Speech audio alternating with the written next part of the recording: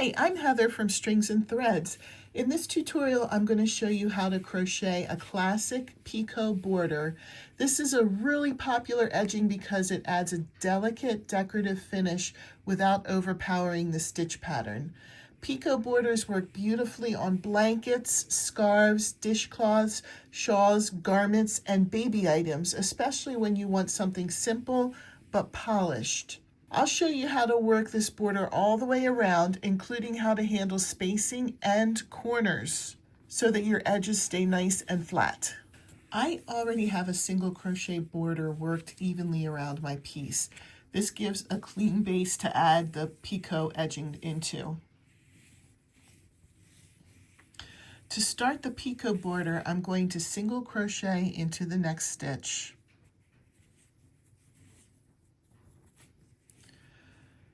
Chain 3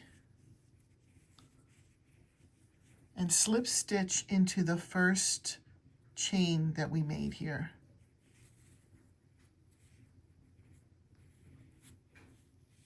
Don't worry, I will show you again. I'm going to move this a little bit closer. And then we skip the next stitch. Skipping keeps the border from ruffling and it gives the Picot some space. So we skip the next stitch, we go into the next stitch, single crochet, chain 3,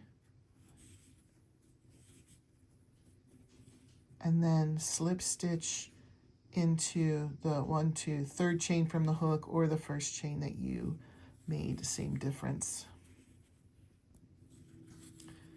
Skip a stitch, single crochet,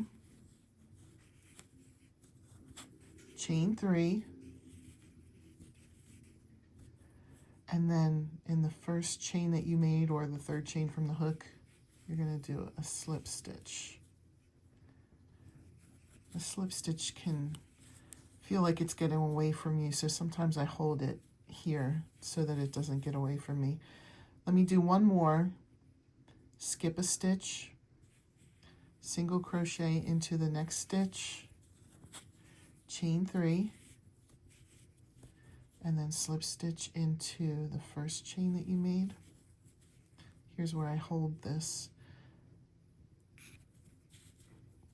And you can see how the Picot is forming and how the space makes the difference. They're not overcrowded or causing ruffles or anything like that.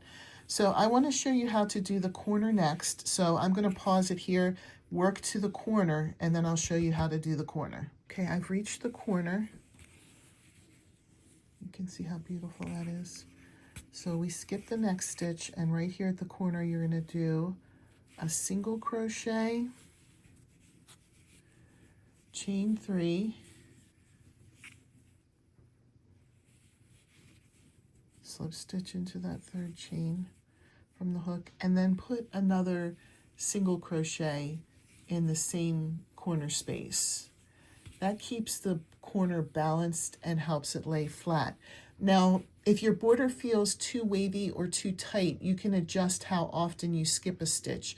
Every project is a little different, so don't be afraid to make some small adjustments.